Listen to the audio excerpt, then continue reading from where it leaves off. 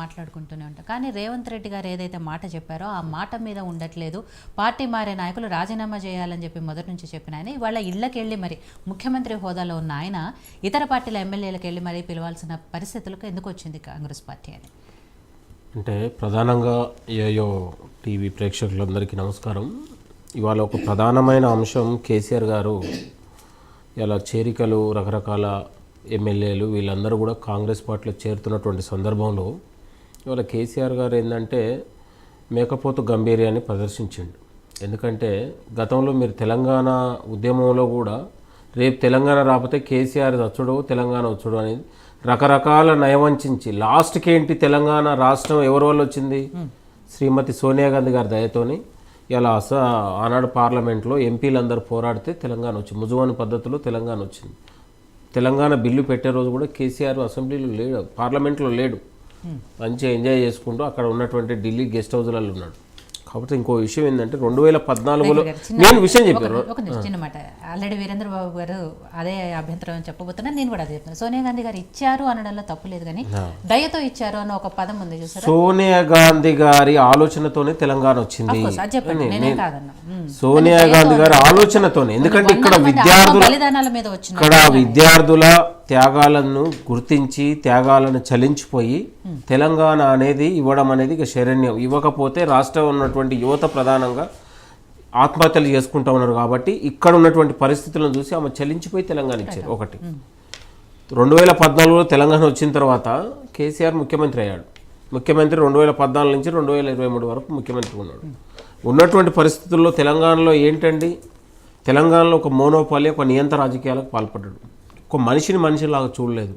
ఒక ఎమ్మెల్యేలు మంత్రులు ఒక 5 సార్లు 6 సార్లు మంత్రులుగా చేసిన వాళ్ళు, ఎమ్మెల్యేలుగా చేసిన వాళ్ళు, ఎంపీలుగా చేసిన వాళ్ళు మొత్తం కూడా ప్రగతి భవన్ గేట్ల దగ్గర చేతులు కట్టుకొని నిలబడే పరిస్థితి వచ్చింది. ఆయన ఒక నెంబర్ పంపిస్తే తప్ప ఆ లోపలికి కలవగాని పరిస్థితి, కలవలేని పరిస్థితి. కనీసం వాళ్ళ యొక్క భావాన్ని అనుభవాలని లేకపోతే ఇంకేదైనా చెప్పుకునే పరిస్థితి కనపడలేదు గతంలో.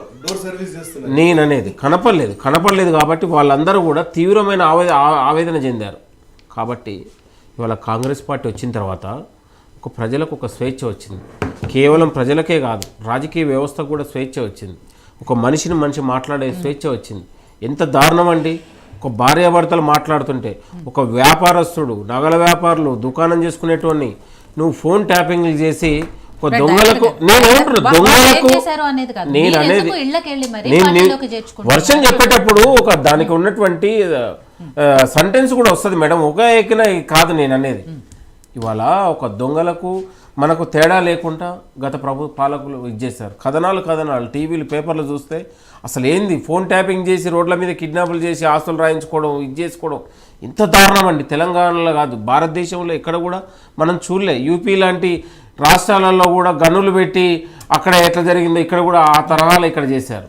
ఇంకొకటి విషయం, ఇవన్నీ జరిగిన పరిణామంలో ఇవాళ ఒక స్వేచ్ఛ, సామాజిక న్యాయం, ఒక స్వయం పాలన దిశగా ప్రభుత్వం ముందుకు వెళ్తున్నట్టు పోతున్నటువంటి పరిస్థితుల్లో ఇవాళ కాంగ్రెస్ పార్టీకి ఒక రైతు సంక్షేమం సంబంధించి, రైతు రుణమాఫీ సంబంధించి ఒక పెద్ద ఎత్తున చర్చతో పాటు ఒక 10 ఏళ్ల కాలంలో అన్నదాత ఆకలితో పాటు గిట్టుబాటు ధర లేక, రుణమాఫీ లేక తీవ్రమైన రైతన్న సంక్షోభంలో ఉన్నాడు. సంక్షోభంలో గుర్తించి వాళ్ళ కాంగ్రెస్ పార్టీ 2 లక్షల రూపాయలు ఏకకాలంలో భర్తీ చేయడానికి ఒక సబ్ కమిటీ వేసి ఆల్రెడీ తత్వర చర్యలు వేగవంతం అవుతూనే ఉన్నాయి. నాకు తెలిసి ఆగస్టు 1 లోపు, జూలై 15 లోపు రుణమాఫీకి చర్యలు జరుగుతున్నాయి. ఒకటి జరుగుతున్నటువంటి పరిస్థితుల్లో పోచారం శ్రీనివాసరెడ్డి గారు ఒక స్పీకర్గా, మంత్రిగా, రాజకీయాల్లో ఒక పూర్తి అనుభవం కలిగినటువంటి నాయకుడు. ఇవాళ ఆయనే కాంగ్రెస్ పార్టీ రావడం వల్ల నేను సంతోషాన్ని వ్యక్తం చేస్తున్నా. ఒక రైతుల కోసం ప్రభుత్వం చేసే అభివృద్ధికి నా వంతు కూడా బాధ్యత వహించాలనేది ఆయన కోరుకోవడం తప్పే ఉందని నేను అనేది. కష్టాలు అనుభవించడం కాదు, ప్రభుత్వాలు తీసుకునే పాలసీలో ఒక అనుభవం గల నాయకులు గతంలో బీఆర్ఎస్ ప్రభుత్వంలో స్పీకర్గా చేసి ఇవాళ కాంగ్రెస్ని మనం కితాబిచ్చి కాంగ్రెస్ ప్రభుత్వంలో నేను మద్దతు ఇస్తాను, నేను ఉంటానడంలో, నేను వస్తున్న అనడంలో తప్పే ఉంది. నేను అనేది దానికి ఒక ముఖ్యమంత్రి పోయి గతంలో మీకు తెలుసు గతంలో ఒక మాజీ ముఖ్యమంత్రులు పెద్ద పెద్ద వాళ్ళకే కేసీఆర్ లాంటి చైర్ల నుంచి కూడా లేవని పరిస్థితి అండి.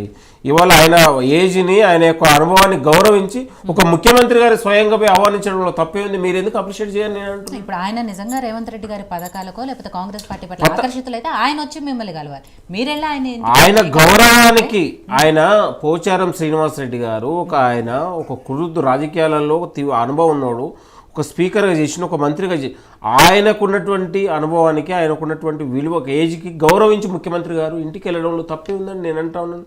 గతంలో అసలు మాజీ ముఖ్యమంత్రి పెద్ద పెద్ద నాయకుల్ని రోడ్ల మీద వెయిట్ చేయించి కనీసం కుర్చీ లేకుండా మీరు అవమాన పరిస్థితి దాన్ని మీరు మాట్లాడకుండా ఒక రాజకీయ నాయకు విలువలతో ఉన్న వాళ్ళని అంటే ఒక మన యొక్క నిబద్ధతను మీరు ఎందుకు ముఖ్యమంత్రి గారి నిబద్ధతను ఎందుకు మీరు పరిగణలోకి తీసుకోరు నాకు అర్థం కాకూడదు. వీళ్ళ ఇంటికి ఎవరింటికి ఒక ముఖ్యమంత్రి హోదాలో ఇంటికి పోయి ఆహ్వానించిండు తప్పే ఉందండి. నేను అంటానండి ఒక్క నిమిషం బాబు. తలసాని శ్రీనివాస్ యాదవ్ని కేసీఆర్ ఉద్యమంలో ఎంత తిట్టారండి మీరు గుర్తుపెట్టుకోండి. మల్లారెడ్డిని ఎంత తిట్టారండి. మరి అదే తలసాని శ్రీనివాస్ ఇంటికి పోయి ఎంత అదే ఒక మంత్రి పదవి ఇచ్చారండి. మంత్రి పదవి ఇచ్చారండి నేను అనేది. మంత్రి పదవి ఇచ్చిండు, కొడుకు ఎంపీ టికెట్ ఇచ్చిండు నేను అంటున్నాను. అంతకంటే ఎక్కువ తిట్టారు నేను అనేది. మీరు ఎందుకు నిబద్ధత కాంగ్రెస్ ప్రభుత్వం వచ్చిన తర్వాత నేను అనేది ఒక రాజకీయ ఒక నేషనల్ పార్టీ కాంగ్రెస్ పార్టీ. మీరు ఏదైనా మాట్లాడుకోవచ్చు నేను అంటున్నా. ఇవాళ ఆయన మేకపోతు గాంభీర్యం రోజుకొకరు పోతురు కాదు. లాస్ట్ కు తండ్రి కొడుకులు అల్లుడు బిడ్డ జైల్లో ఉంది. వాళ్ళు ఒక నలుగురు సంతోష్రావు హరీష్ రావు కల్వకుండా వీళ్ళు 5 మిగులుతారు తప్ప అంటే ప్రజల నిలనే వీళ్ళ మీద ఒక తీవ్రమైన వ్యతిరేకత ఉందండి. కేవలం ఇవాళ కాంగ్రెస్ పార్టీ వాళ్ళని చేర్చుకోవడం ఇది కాదు. నేను వాళ్ళకు వాళ్ళు స్వదాగా మేము ఈ యొక్క ఆత్మగౌరవంతో బతకాలనే ఆలోచన వాళ్ళకు ఉంది. అభివృద్ధిలో మమేకం కావాలని ఉంది.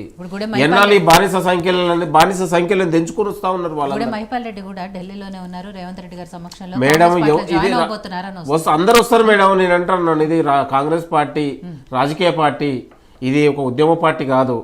ఎవరైనా రావచ్చు. ఇలా కాంగ్రెస్ పార్టీ ప్రజల కోసం, కాంగ్రెస్ పార్టీ వ్యక్తిగతంగా ఏది కాదు. అందరం సమిష్టిగా ముందుకెళ్దాం, ప్రజల కోసం పనిచేద్దాం, అభివృద్ధి పనిచేద్దాం. ఆ బానిస సంఖ్యలను తెంచుకొని రమ్మంటున్నాం మనం. ఎన్నాళ్ళు చేతులు కట్టుకొని దొరగారి దగ్గర ఎన్నాళ్ళు మీకున్న స్థాయిని మీకున్న అనుభవాన్ని తగ్గించుకోకండి. రండి మీరు కాంగ్రెస్ పార్టీలో ఒక స్వేచ్ఛ ప్రజాస్వామ్యానికి ఉన్నటువంటి ప్రతీక ఉన్నటువంటి కాంగ్రెస్ పార్టీకి రండి మీరు అందరూ అంటున్నాను. తప్పే ఉందని నేను అంటున్నాను. అలా ఎన్నాళ్ళ బానిస సంఖ్యలు ఎన్నాళ్ళు ఉంటారు. వాళ్ళని పోకుండా కట్టడి చేయాలని ఫామ్ హౌస్లో మీటింగ్ పెట్టిండు. అదిగో ఇదిగో ఏం లేదు. కేసీఆర్ దగ్గర ఏం మాయ లేదు, మంత్రం లేదు. అయిపోయింది అంత ప్రజలందరూ చూసారు. ఆయనది బికారి అయిన బతుకు. ఇక తెలంగాణలో మళ్ళా లేచే పరిస్థితి కనపడదు. మీరు గుర్తుపెట్టుకోండి. కాకపోతే ఇవాళ కాంగ్రెస్ పార్టీ ఇంకా మీరు చూడండి చాలా అద్భుతాలు జరుగుతాయి. రేపు రైతు రుణమాఫీ జరిగిన తర్వాత తెలంగాణలో మీరు చూడండి ప్రజల నుంచి రైతన్నల నుంచి ఎంత ఉండదు. మీరు గుట్టలకు రహదారులకు రైతు బంధు ఇచ్చి రైతు బంధుకు ఏదో మేలు చేస్తామంటే కాదు. నిజంగా దుక్కు తిన్నే రైతుకు ఇవాళ కాంగ్రెస్ పార్టీ మేలు చేస్తుంది. సాగు చేసే భూములకు ఇలా రైతు బంధు ఇస్తూ ఉంది, రైతు బీమా ఇవ్వబోతుంది, రైతు రుణమాఫీ చేయబోతుంది. ఏనాడు కూడా వీళ్ళు ఆలోచించాలి. కేసీఆర్ లాంటి ఒక మోనోపలిగా చేసిండు. నచ్చిందే నేను అనేది. వీరేంద్ర యాదవ్ గారు సరే వీళ్ళు పోతున్నారు వాళ్ళు